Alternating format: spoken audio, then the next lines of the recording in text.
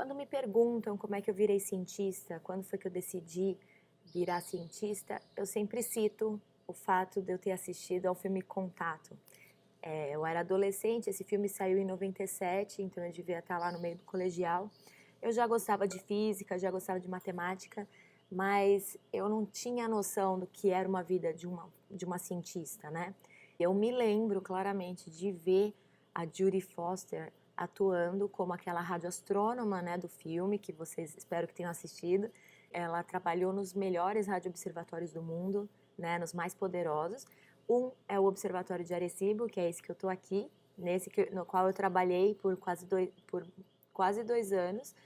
E o outro era o VLA, né, que fica lá no Novo México, que é aquele interferômetro de antena, são várias antenas, né, que vocês viram lá no filme. Na história, ela está buscando sinais de inteligência alienígena. Então, isso, na verdade, é a ideia central do projeto que existe, né, o projeto SETI, né, Search for Extraterrestrial Intelligence. E, na verdade, aquela personagem da Judy Foster é baseada na história real de uma astrônoma chamada Jill Tarter. E esse é o primeiro fato que eu queria contar para vocês sobre o filme. Então eu separei aqui 5 coisas para contar sobre esse filme, que são minhas coisas favoritas. Tem algumas coisas que são erros, né, que acontecem na história. Tem muita verdade retratada ali naquele filme. E esse filme, vocês sabem, é baseado na obra de Carl Sagan, que na verdade ele escreveu junto com a esposa dele. Eu lembro de ter lido o livro antes de ter visto o filme, mas não foi o livro que me fez realmente visualizar a vida de uma cientista. E quando eu vi a Judy Foster lá, eu sabia que era aquilo que eu queria fazer, era aquela mulher que eu queria ser quando crescer. Então eu virei física e acabei indo, não virando astrônoma, eu fui para a área da física espacial, que é uma área irmã ali, né? Vamos lá para os 5 fatos que eu separei para vocês sobre esse filme Contato. O primeiro fato eu já mencionei, que é o fato de que alguns personagens foram baseados em cientistas reais. A principal é baseada na Jill Tarter, que é essa astrônoma que hoje é uma astrônoma líder aí do Projeto SETI e que eu tive a honra de conhecer quando ela veio aqui para o nosso aniversário no ano passado, comemorar o aniversário do observatório. E ela é uma radioastrônoma incrível, realmente. Ela tem aquela personalidade de líder.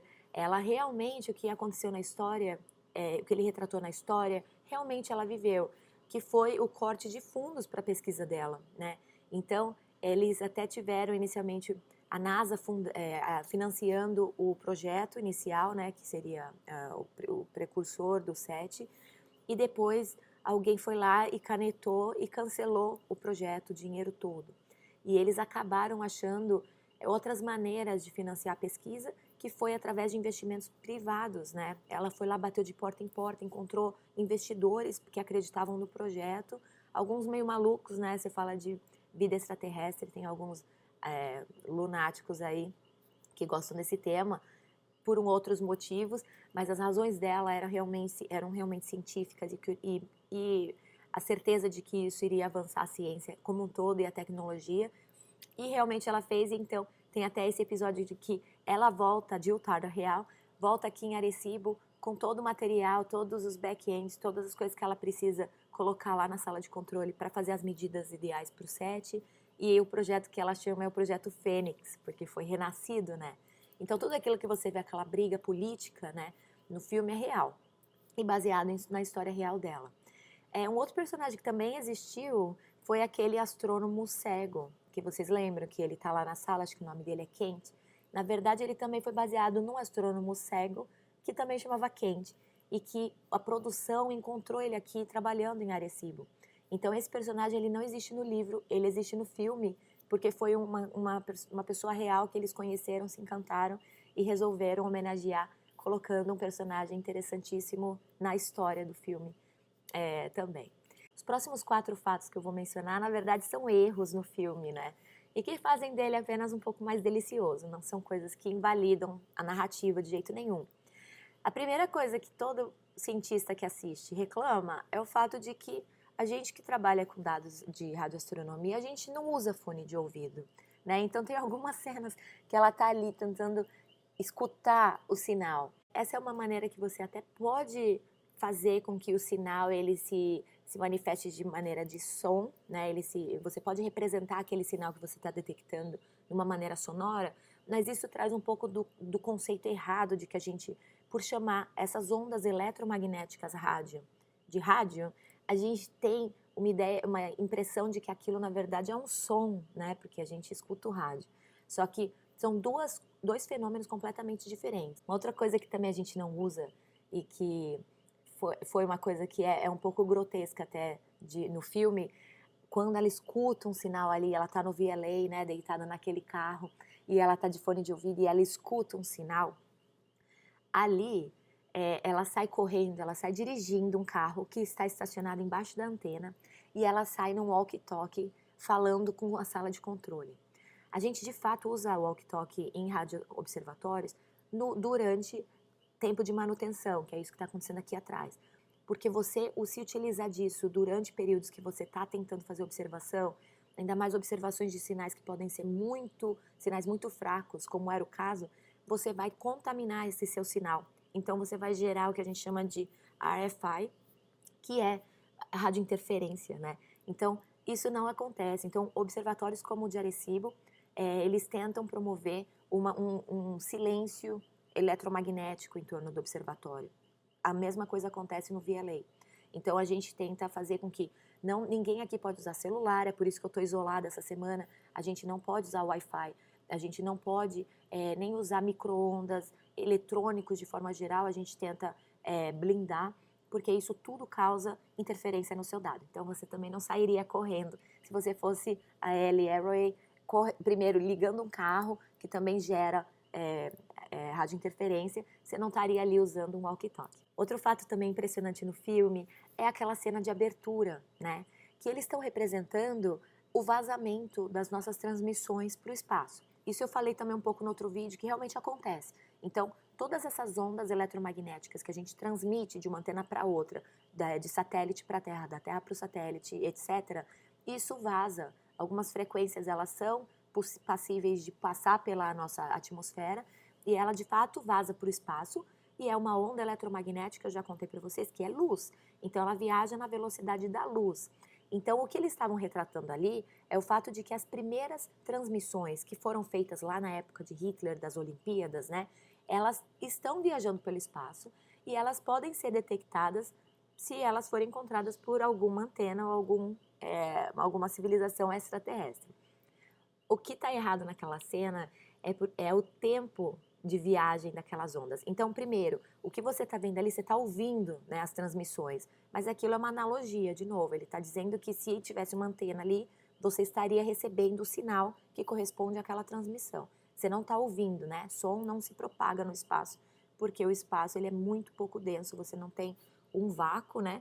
Mas você tem um vento solar ali, um meio interplanetário bastante pouco denso, então que não permite essa propagação de onda sonora da maneira como está retratado ali. O que ele está mostrando é o sinal eletromagnético viajando, da transmissão. Mas o que está errado ali é a velocidade com que aquilo está viajando. Então, se você pensar o ano que foi transmitido aquela primeira imagem, né, que foi lá da Olimpíada, isso estaria a tantos anos-luz da Terra. Então, no filme aparece meio que saindo do sistema solar. Então, se você considera as distâncias reais entre os planetas do sistema solar e o tempo que levaria para uma onda eletromagnética sair daqui, você vê que aquilo lá está errado. Então, aquilo lá também dá um pouco de agonia quando a gente assiste. O quarto fato, ele é o fato mais interessante, talvez, de se contar. Porque o que aconteceu foi que o Carl Sagan, ele realmente acompanhou as gravações iniciais e toda a produção do filme. Porque o filme ele foi lançado em 97, em junho. Porém, o Carl Sagan estava doente e ele acabou morrendo no ano anterior, dezembro de 96. Então, ele não chegou a ver o filme pronto. O que aconteceu no funeral dele foi que a produção do filme selecionou uma cena que já tinha sido gravada para homenagear o Carl Sagan, porque aqui nos Estados Unidos o velório das pessoas dura semanas, né? Então tem todo um serviço de funeral que é diferente do Brasil. Então tem vários dias de que acontecem isso e tem várias cerimônias associadas, né, ao processo do funeral de uma pessoa. E no funeral dele, eles selecionaram então aquela cena que talvez seja a cena mais romântica do filme, que a Jodie Foster está aqui com o Matthew, né, que é aquele casal romântico do filme. Eles estão sentados aqui, mais ou menos onde eu estou. Tem o dome ali, o Gregório, né, aquele domo gregoriano, atrás do filme, está iluminado, está à noite, e eles olham para o céu e ela está falando por que ela acredita naquilo. Vocês lembram dessa cena? Ela diz assim, olha para cima, você tem 400 bilhões de estrelas nessa galáxia. Se 1 em 1 milhão tiver planetas em volta, e se 1 em 1 milhão dessas tiver vida, e se 1 em 1 milhão dessas planetas com vida tiver vida inteligente, a gente ainda tem milhares de possibilidades de encontrar vida nessa galáxia. A conta está errada, porque se você faz essa conta que ela te fala nessa cena, você chega numa probabilidade de encontrar vida inteligente num planeta, nessa galáxia, de 4 décimos de milésimo. Então, não são milhares de opções, como ela diz. Quando eles mostraram essa cena no funeral de Carl Sagan, a sala estava repleta de cientistas, como Jill Tarter, por exemplo. E todo mundo ficou ali fazendo a conta, né? Porque a gente é nerd e quando começa a falar de número, a gente fica lá fazendo a conta mentalmente. E todo mundo fez a conta e todo mundo começou a se olhar. Estava errado. O que eles falam ali está errado. E aí a Jill Tarter sempre fala isso, imaginando que Carl Sagan estaria rolando ali no túmulo dele, né? E eles vão e falam com a produção e os diretores do filme, né? As diretoras do filme. E eles tentam colocar voz sobre aquela cena, porque a cena já tinha sido gravada, eles não iriam trazer de novo toda a equipe aqui para Porto Rico para refazer. E não conseguem fazer uma voz por cima da imagem, porque está muito próxima, aquela cena é uma cena muito importante no filme, e eles falaram, não vai dar, então ficou errado. Então até hoje, quando você assiste o filme, você vê ela fazer essa conta inteira, uma astrônoma, né, fazendo uma conta toda errada. E eu ouvi da própria Jill contando essa cena, foi muito engraçado. E ela conta isso também, eu vou deixar uns links aqui, que tem algumas entrevistas nas quais ela discute esses pontos errados no filme, e esse é realmente, talvez, o principal ponto errado desse filme. E o último fato, que também é um erro, e que também foi citado por Jill, ela conta que quando eles realmente descobrem o sinal, não existe nenhuma cena em que eles comemorem essa detecção com champanhe. E o pessoal do Projeto 7, eles guardam champanhe no gelo em todos os observatórios que eles usam, porque eles acreditam que a qualquer momento eles vão conseguir detectar e eles estão preparados para o sucesso. Então, quando a gente conheceu a Jill e sabendo dessa história, a gente aqui comprou uma champanhe e eu tive a honra de dar uma champanhe para a Jill, também dizendo que a gente está pronto para celebrar o sucesso do projeto dela e celebrar essa história tão maravilhosa que foi retratada de maneira tão incrível por Sagan e por Annie nesse livro. E a gente está aqui para dar suporte a essas pesquisas que são baseadas no conhecimento científico, no método científico e na curiosidade humana de saber o nosso lugar no universo. Então, espero que vocês tenham gostado. Eu tenho que correr lá porque meu congresso vai começar de novo. E eu falo com vocês e vou fazer o upload desse filme assim que eu tiver sinal novamente. Tá bom? Tchau!